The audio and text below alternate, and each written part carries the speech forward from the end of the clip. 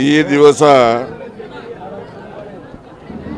ತುಮಕೂರು ಜಿಲ್ಲಾ ಕೇಂದ್ರ ಸಹಕಾರ ಬ್ಯಾಂಕಿನ ಮುಂದಿನ 5 ವರ್ಷದ ಅವಧಿಗೆ ಪದಾಧಿಕಾರಿಗಳ ಚುನಾವಣೆಯನ್ನು ಚುನಾವಣಾಧಿಕಾರಿಗಳು ನಿಗದಿಪಡಿಸಿದರು.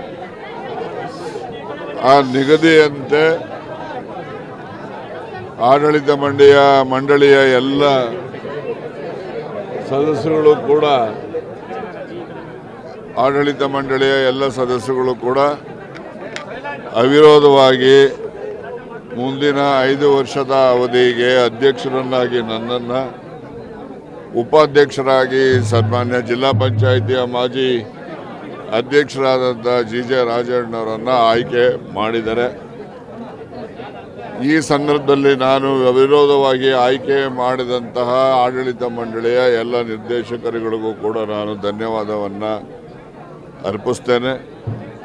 ಮತ್ತು ಈ ಚುನಾವಣೆ ಪ್ರಕ್ರಿಯೆಯನ್ನು ಪ್ರಾರಂಭದಿಂದ ಇಲ್ಲಿನವರೆಗೆ ನಿರ್ದೇಶಕರ ಚುನಾವಣೆ ಇರ್ಬೋದು, ಪದಾಧಿಕಾರಿಗಳ ಚುನಾವಣೆ ಇರ್ಬೋದು, ಇವೆಲ್ಲವನ್ನು ಕೂಡ ಸುಸೂತ್ರವಾಗಿ ನಮ್ಮ ತುಮಕೂರಿನ ಉಪವಿಭಾಗಾಧಿಕಾರಿಗಳು ಈ ಒಂದು ಚುನಾವಣೆ ಪ್ರಕ್ರಿಯೆಯನ್ನು ಸುಸೂತ್ರವಾಗಿ ನಡೆಸಿರ್ತಕ್ಕಂಥದ್ದು. ಅವ್ರಿಗೂ ಕೂಡ ನಾನು ಆಡಳಿತ ಮಂಡಳಿಯ ಪರವಾಗಿ, ಬ್ಯಾಂಕಿನ ಪರವಾಗಿ ಅಭಿನಂದನೆಗಳನ್ನು, ಧನ್ಯವಾದವನ್ನು ಕೂಡ ಅರ್ಪಿಸ್ತೇನೆ.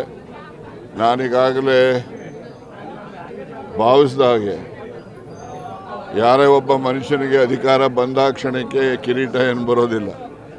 ಅಧಿಕಾರ ಅಂತಕ್ಕಂಥದ್ದು ಅವರಿಗೆ ಹೆಚ್ಚು ಜವಾಬ್ದಾರಿಯನ್ನು ಅವರ ಮೇಲೆ ಸೃಷ್ಟಿ ಆಗುತ್ತೆ ಅಂತಕ್ಕಂಥದ್ದನ್ನು ನಾನು ಹಿನ್ನೆಲೆಯಲ್ಲಿ ಮುಂದಿನ ದಿನಮಾನಗಳಲ್ಲಿ ನಮ್ಮ ಜಿಲ್ಲೆಯ ಎಲ್ಲ ರೈತಾಪಿ ಕುಟುಂಬದವರು ಕೂಡ ಆರ್ಥಿಕವಾಗಿ ಹೆಚ್ಚು ಶಕ್ತಿಯನ್ನು ಗಳಿಸ್ತಕ್ಕಂಥದ್ದಕ್ಕೆ ಪೂರಕವಾಗಿ ನಾನು ಕೆಲಸ ಮಾಡ್ತೇನೆ ಅಂತಕ್ಕಂಥ ಮಾತನ್ನು ಈ ಸಂದರ್ಭದಲ್ಲಿ ನಾನು ಹೇಳಲಿಕ್ಕೆ ಬಯಸ್ತೇನೆ.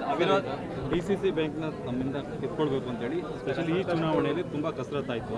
ಬೇರೆ ನನಗೇನು ಆ ಥರದಲ್ಲಿ ಯಾವುದೂ ಗಮನಕ್ಕೆ ಬಂದಿಲ್ಲ. ಕಸರತ್ತು ಯಾರು ಮಾಡಿದಾರೋ, ಏನು ಮಾಡಿದಾರೋ, ಕಿತ್ಕೊಳ್ಳೋರು ಯಾರೋ, ತಗೊಳ್ಳೋರು ಯಾರೋ, ಅಂತಿಮವಾಗಿ ಮತದಾರರ ಒಲವು ಯಾರ ಕಡೆ ಇರುತ್ತೆ ಅವ್ರ ಕಡೆ ಅಧಿಕಾರ ಇರುತ್ತೆ.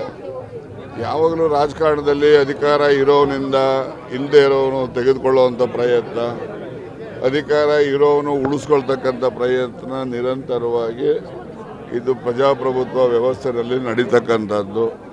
ನಾನು ಯಾರನ್ನು ಕೂಡ ಕಿತ್ಕೊಳ್ಳೋಕೆ ಪ್ರಯತ್ನ ಮಾಡಿದ್ರು ಅಂತ ಯಾರನ್ನು ದೂಷಿಸೋದು ಇಲ್ಲ. ನಮಗೆ ಈ ಒಂದು ಸಹಕಾರಿ ಆಂದೋಲನದಲ್ಲಿ ಕಳೆದ 50 ವರ್ಷದಿಂದ ಸಹಕಾರಿ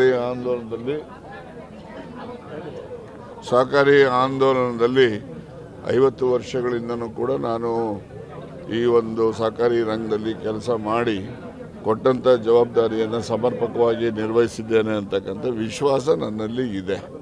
ನಾನು ಜಿಲ್ಲಾ ಬ್ಯಾಂಕಿನ ಅಧ್ಯಕ್ಷ ಇರ್ಬೋದು, ತುಮಕೂರು TAPCMSನ ಅಧ್ಯಕ್ಷ ಇರ್ಬೋದು, ಎಪೆಕ್ಸ್ ಬ್ಯಾಂಕ್ ಅಧ್ಯಕ್ಷ ಇರ್ಬೋದು, ಮತ್ತು ನಮ್ಮ ನಾಪ್ಸ್ಕಾಮಿನ ಉಪಾಧ್ಯಕ್ಷ ಬಾಂಬೆನಲ್ಲಿರ್ಬೋದು, ಯಾವುದೇ ಒಂದು ಜವಾಬ್ದಾರಿ ಬಂದಾಗ ನಾನು ಜವಾಬ್ದಾರಿಯನ್ನು ಸಮರ್ಪಕವಾಗಿ ನಿರ್ವಹಿಸಿದ್ದೇನೆ ಅಂತಕ್ಕಂಥ ವಿಶ್ವಾಸ ನನ್ನಲ್ಲಿದೆ. ಸರ್, ರಾಜಣ್ಣ ಅವರು ಬಿಜೆಪಿ ಸೇರ್ಪಡೆ ಯಾವನು ಹೇಳೋವನೇ ಅವನ್ನೇ ಕೇಳಿ.